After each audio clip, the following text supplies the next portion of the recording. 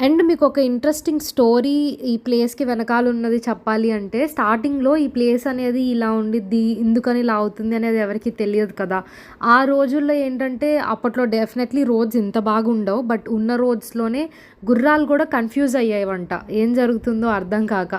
And అలా జరుగుతున్నప్పుడు మన ఇండియా ఆబ్వియస్‌లీ మనం ఏదన్నా అంటే ఏదో ఒక మంత్రశక్తి ఉందనో, లేకపోతే ఇంకేదో జరుగుతుందనో ఇలాంటివి అనుకునేవాళ్ళంట అప్పట్లో. కానీ దాని తర్వాత స్లోగా కొంచెం సైన్స్ ఇలాంటివన్నీ వచ్చాక కొంచెం తెలుసుకున్నారు. అండ్ ఫస్ట్ టైం 1933లో ఒక పేపర్‌లో పబ్లిష్ అయింది ఈ ప్లేస్ గురించి.